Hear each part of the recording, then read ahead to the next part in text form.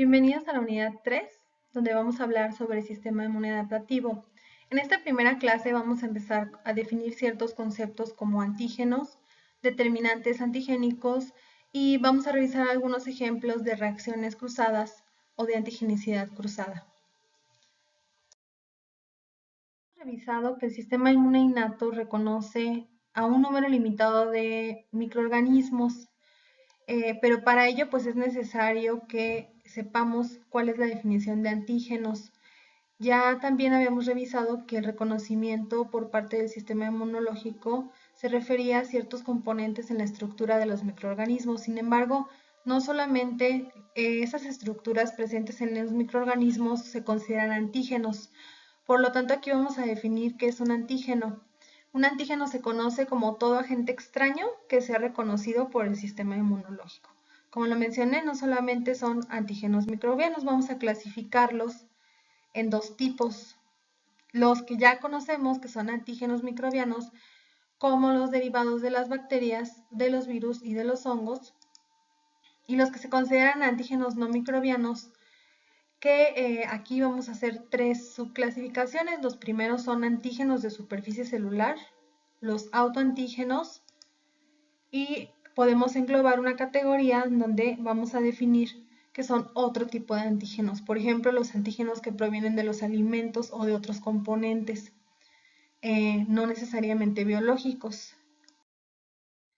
Dentro de los antígenos microbianos, pues las bacterias son los principales microorganismos que tienen en su estructura numerosos antígenos. Aquí podemos observar en esta imagen que se encuentra una bacteria gram positiva del lado izquierdo y una bacteria gram negativa del lado derecho.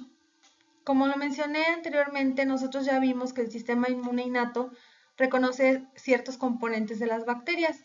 En este caso, por ejemplo, en la pared celular existen componentes estructurales como los peptidoglicanos que van a ser reconocidos por los receptores TOL. Están también los polisacáridos capsulares y que también son reconocidos por los receptores TOL.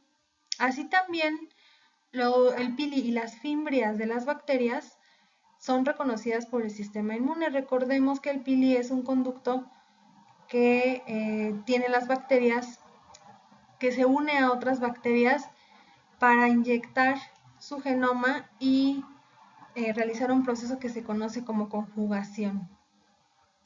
Bien, también el flagelo es una estructura de las bacterias que puede tener un efecto antigénico. Si el flagelo, la proteína del flagelo, pues es reconocida por los receptores TOL5. Bien, dentro de los antígenos microbianos, entonces, de los gram positivos, podemos decir que los más importantes son los peptidoglucanos. Entre estos se encuentra la N-acetilglucosamina y el ácido N-acetilmurámico. De los gram negativos están los polisacáridos lipidoproteína, es decir, son oligosacáridos o azúcares menores de 10 unidades que están unidas a un lípido A y a un trisacárido. Estos se denominan determinantes de antigenicidad. Más adelante lo veremos, pero un determinante de antigenicidad puede ser una parte solamente de todo el antígeno completo. Bueno, los antígenos se pueden mencionar o clasificar de acuerdo al tipo de antígenos que son. Por ejemplo, están los antígenos O, que son antígenos somáticos. Estos componentes de la estructura de las bacterias se denominan así, antígenos somáticos. Los antígenos de la cápsula, los antígenos capsulares se denominan antígenos K. Los antígenos de los pelos o fimbrias se clasifican como antígenos F.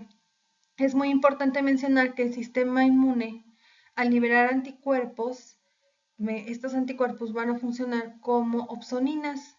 Como ustedes recordarán, las opsoninas son aquellas moléculas que se unen precisamente a componentes o antígenos bacterianos para evitar la adhesión bacteriana a superficies corporales. Evitando la adhesión bacteriana, pues el microorganismo es difícil que penetre en el hospedero, las células del hospedero. También están los antígenos H de los flagelos, específicamente la flagelina, como les mencionaba, que es una proteína que compone los flagelos, y es reconocida por el receptor Tol5.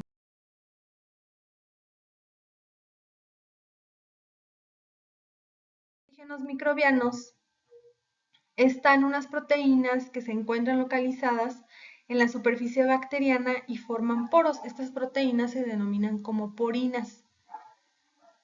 Otras proteínas también que las bacterias generan en condiciones de estrés se llaman proteínas de choque térmico y son reconocidas por el sistema inmunológico, por lo tanto también son antigénicas.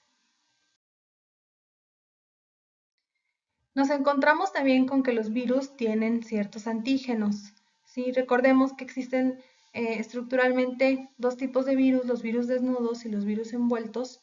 Los envueltos, a diferencia de los desnudos, pues tienen una membrana lipoproteica que contiene pues numerosas proteínas que están en su superficie y esas proteínas son antígenos. Entonces, los antígenos virales, pues sabemos que son aquellas nuevas proteínas que los genes virales codifican, recordando que los genes virales, el virus los inserta dentro de la maquinaria celular para producir sus propias proteínas.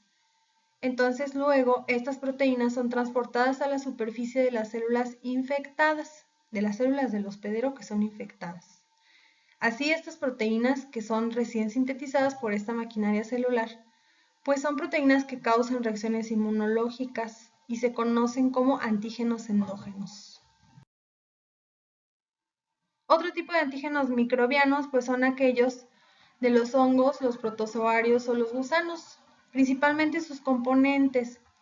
En el caso de los hongos sabemos que el sistema inmune puede reconocer a los azúcares, ciertos azúcares de la pared de los hongos, conocidos como mananos, a través de los receptores de manosa.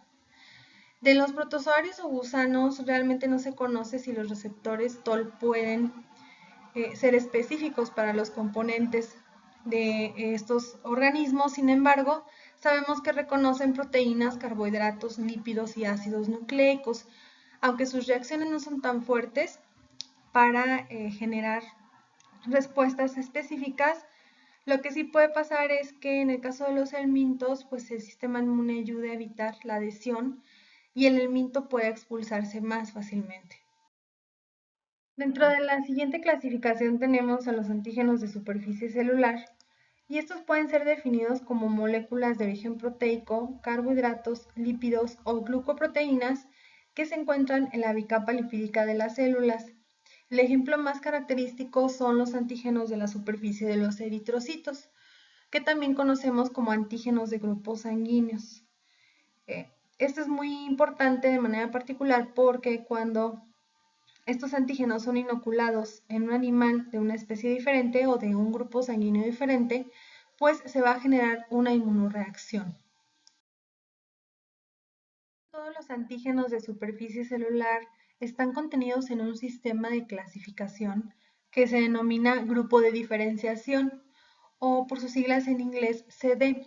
El CD tiene una numeración y cada CD identifica una función específica de cada marcador de cada antígeno de superficie celular tiene una función específica. Por ejemplo, recordemos en el caso de los linfocitos T, que hay de dos tipos, CD4, que está denotando que es un linfocito cooperador, y en el caso de CD8 está denotando que es un linfocito citotóxico. Así existen numerosas moléculas de la superficie o CDs que denotan una función de los no microbianos también están los autoantígenos.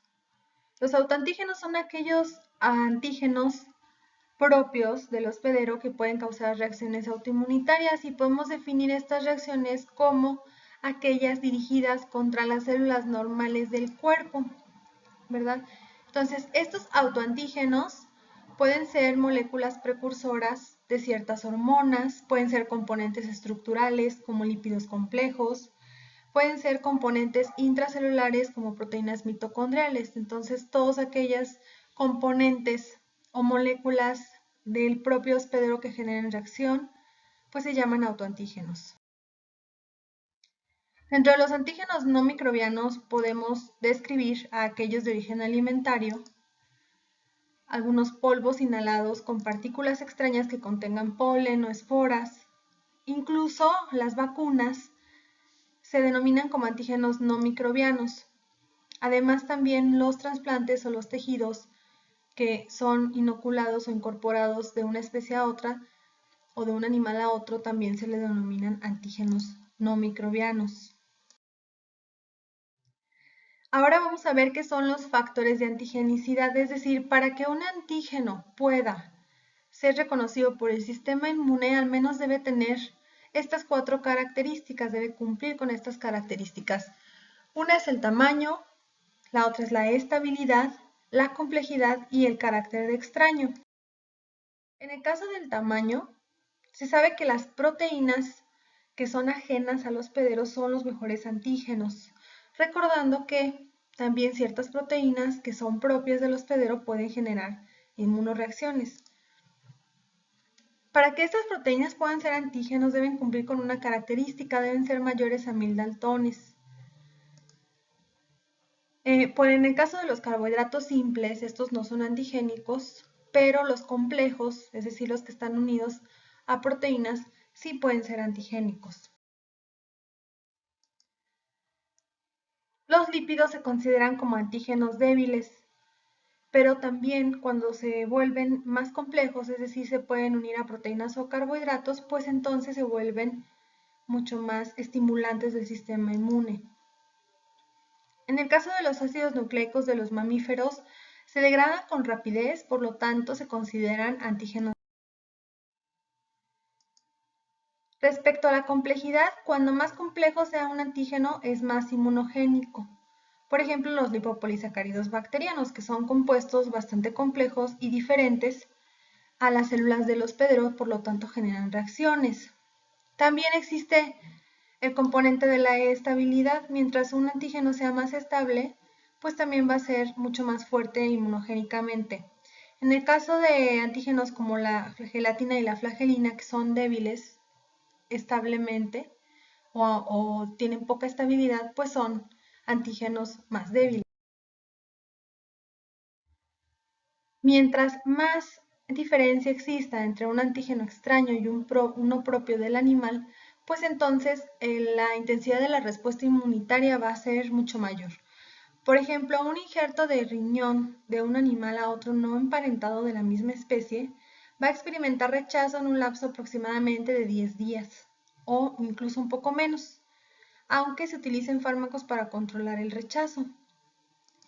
Si en el caso de un injerto de riñón de diferentes especies, por ejemplo, entre un cerdo y un perro, este va a ser rechazado en unas cuantas horas a pesar del uso de fármacos inmunosupresores.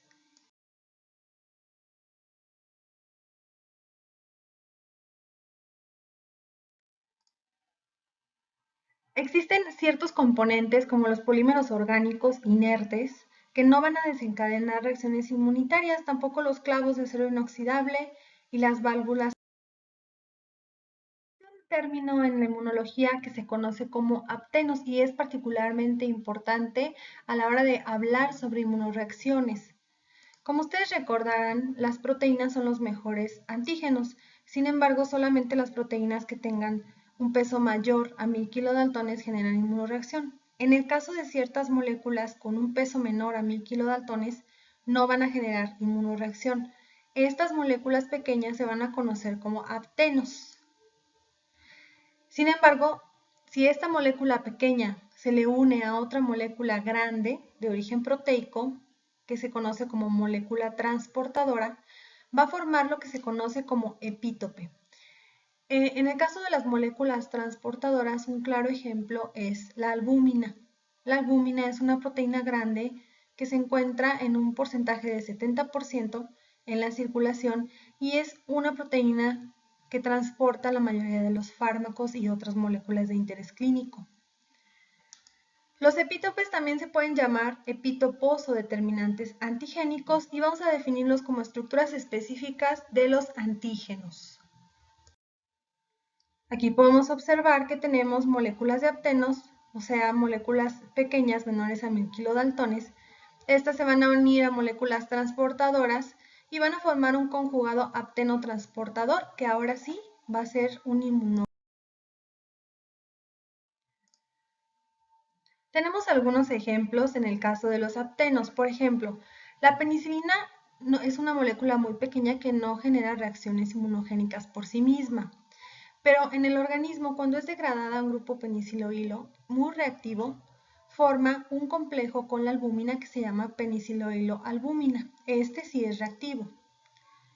Otro ejemplo es la resina de la hiedra venenosa, urushiol, que se une a cualquier proteína que entre en contacto con ella. Por ejemplo, a las proteínas de la piel, ¿sí?, se unen al roce y este complejo que se forma va a ser atacado por linfocitos, provocando una dermatitis alérgica por contacto.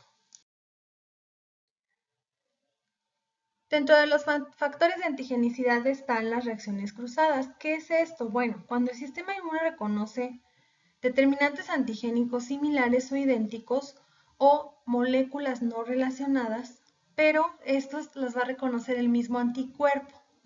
Esto se le llama reacción cruzada. Ejemplos de reacciones cruzadas es en el caso de Brucella abortus y Yersinia enterocolítica. En la Yersinia enterocolítica puede hacer que los bovinos produzcan anticuerpos contra esta y reaccionen de manera cruzada contra Brucella abortus a la hora de un diagnóstico clínico. En el caso de tener un diagnóstico con Brucella abortus, el bovino puede ser sacrificado. Otro caso es el virus de la peritonitis infecciosa en los felinos y el de la gastroenteritis transmisible porcina, que también se generan anticuerpos que pueden dar una reacción cruzada, es decir, estos anticuerpos van a reconocer a los dos virus de manera similar. Existe otro tipo de reacciones cruzadas que se da con ciertas moléculas relacionadas, generalmente proteínas. Por ejemplo, en el caso de la albúmina sérica de origen bovino, va a presentar reacción cruzada con la albúmina sérica de origen ovino y en las cabras, pero va a reaccionar más débil con la de otros mamíferos.